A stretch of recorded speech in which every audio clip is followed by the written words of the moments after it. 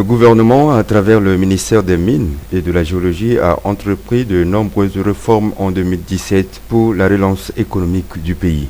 Les réalisations dont voici quelques images. Plusieurs protocoles d'accords et conventions ont été signés avec les partenaires, dont le plus important est celui qui renforce la coopération entre la République centrafricaine et l'Afrique du Sud. La signature des documents a eu lieu au Palais de la Renaissance en présence du président de la République, Faustin-Archange Touadéra.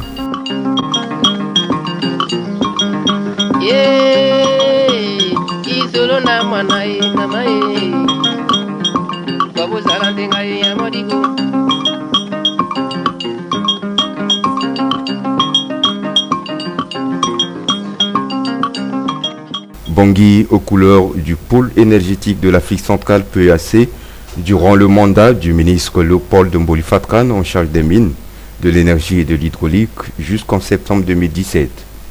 La 17e session ordinaire des organes statutaires du PEAC, pôle énergétique de l'Afrique centrale, organisée sous le haut patronat du chef de l'État professeur Faustin-Archange Touadéra, a été un succès total.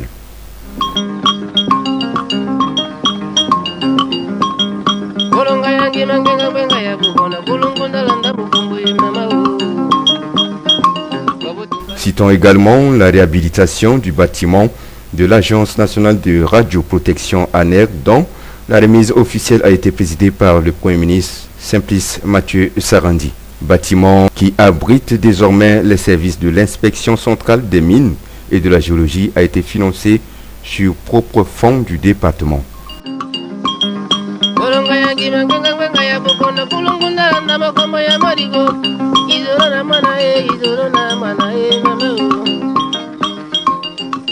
L'accord tripartite conclu entre le Congo-Brazzaville, le Cameroun et la République centrafricaine pour la mise en œuvre du projet hydroélectrique de Dimoli et l'interconnexion entre les trois pays de la sous-région d'Afrique centrale.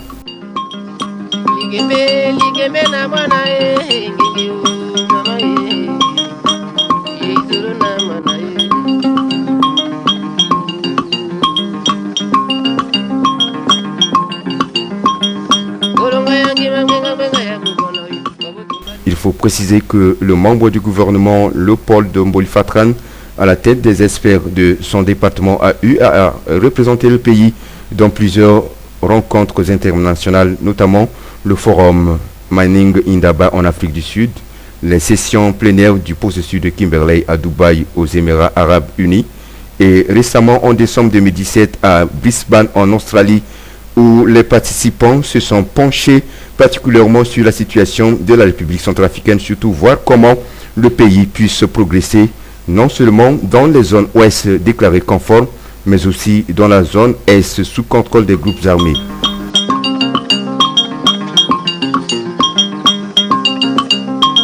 Cette réforme économique se justifie aussi par le lancement officiel des activités de la société minière chinoise Dewey implantée à Gadzi dans la préfecture de Mambere-Kadei.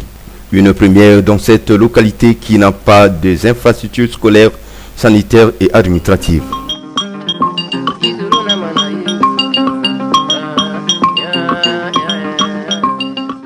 Enfin, dans le cadre de renforcement des capacités des éléments de l'unité spéciale antifraude USAF, le ministère des Mines et de la Géologie a doté en novembre 2017 toutes les unités de ce corps en détecteurs de métaux. Les patrouilles et les enquêtes des éléments de l'USAF ont donc permis, sur la période d'avril à décembre 2017, les saisies de 7 624 500 francs CFA et 400 $ en liquide, de 396 grammes d'or et 272 carats de diamants bruts.